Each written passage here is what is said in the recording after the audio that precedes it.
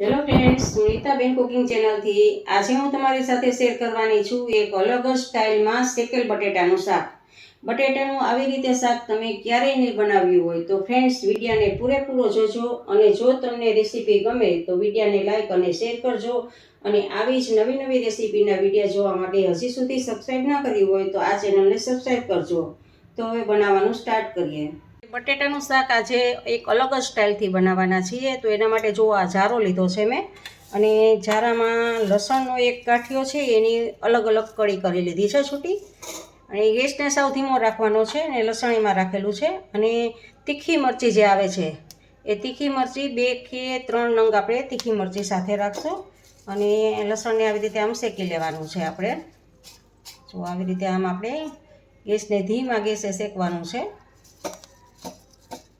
જો આવી રીતે આમ કરતું જવાનું છે અને શેકતું જવાનું છે. જો લસણ ને મરચાં બંને શેકાઈ ગયું છે તો એને આપણે એક પ્લેટમાં લઈ લેશું. જો અને હવે પાછું જારો ત્યાં રાખવાનો છે. અને નાની સાઈઝના બટેટા મેં લીધા છે, નાની ને મીડિયમની વચ્ચેના 3 બટેટા લીધા છે. એ બટેટાને પણ આપણે ધીમા ગેસે શેકી લેવાના છે.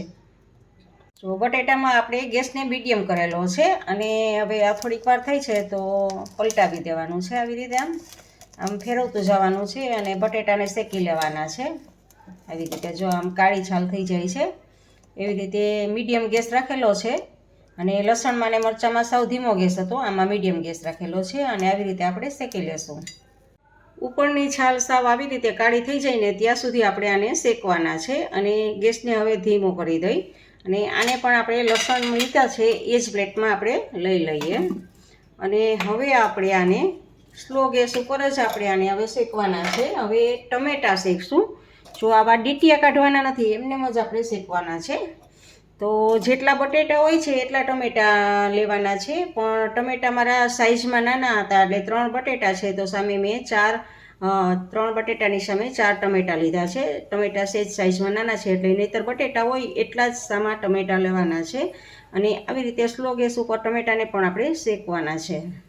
જુઓ આવી રીતે ટમેટાને પણ આમ ફેરવતા જવાના છે. જુઓ આવી રીતે આમ, અને ટમેટાં તો ફટાફટ થઈ જશે. જુઓ આવી રીતે આમ ચાકાની મદદથી આમ બધી બાજુ પલટાવતું જવાનું છે. અને આવી રીતે ટમેટાને પણ આપણે શેકી લેશું. જુઓ ટમેટાં પણ શેકાઈ ગયા છે તો હવે આપણે ગેસને ઓફ કરી દેશું. અને આ ટમેટાને પણ આમાં લઈ લેશું આપણે. અને થોડુંક ઠંડુ થાય એટલે આ બધાની ઉપરથી આપણે ઉપરની છાલ છે એ બધી જ કાઢી લેવાની છે. આપણે કાઢી અને એકદમ સરસ ચોખ્ખા કરી લેવાના છે. જુઓ આપણે આ બધાની છાલ ઉતારી લીધી છે. તો હવે આપણે એક ખાંડણી લેવાની છે. જો તમારી પાસે પાણાની ખાંડણી હોય તો એ ખાંડણીમાં, ને નહીંતર આવી ખાંડણીમાં. મારી પાસે પાણાની ખાંડણી નથી તો આ ખાંડણીમાં ખાંડું છું. લસણ અને મરચાંને બંનેને સાથે ખાંડી લેવાના છે. દસ્તા મારી અને આવી રીતે આમ ખાંડી લેવાના છે. જુઓ આપણે આ ખંડાઈ ગયું છે તો ચમચીની મદદથી એક વાટકીમાં લઈ લઈએ.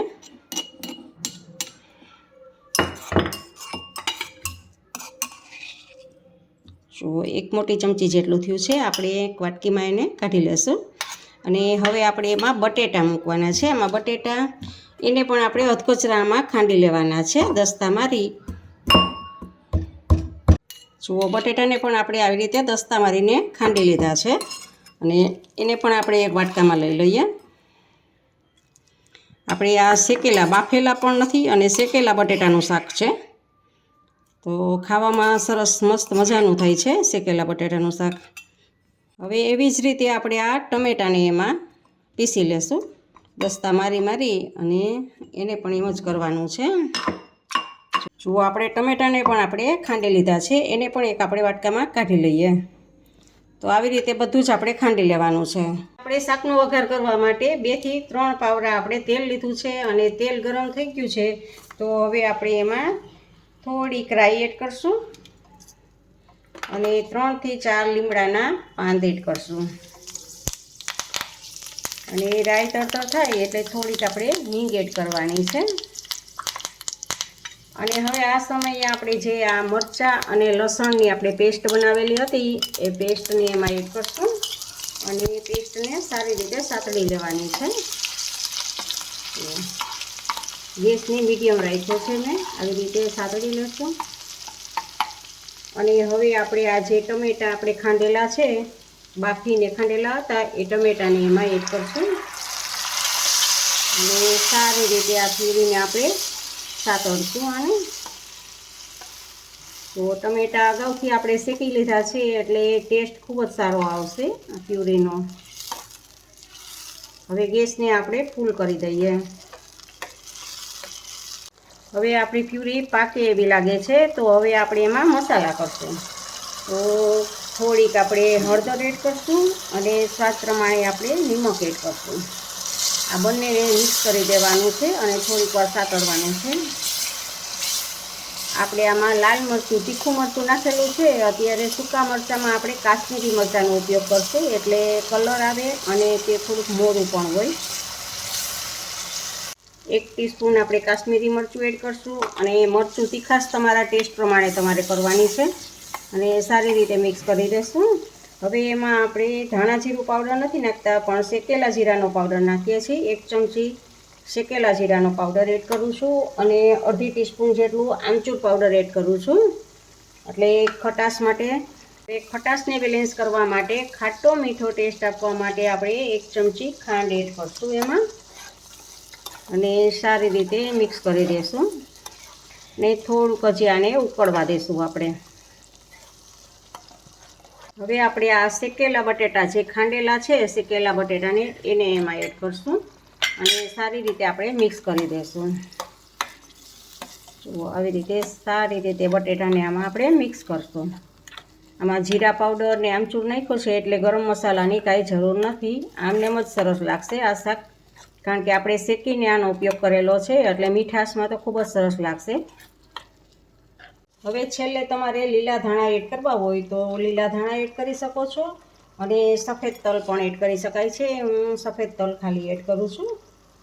તો એ તમારે 1 ચમચી 1.5 ચમચી જેવા તમારે સફેદ તલ એડ કરવા હોય એ પ્રમાણે તમે કરી શકો છો. અને એક વખત ફરી પાછું આપણે મિક્સ કરી દઈશું. એકદમ ટેસ્ટી અને લચકાદાર એવું આપણું અલગ જ સ્ટાઇલથી આ બટેટાનું શાક તૈયાર છે. હવે આપણે સર્વિંગ બાઉલમાં સર્વ કરીએ.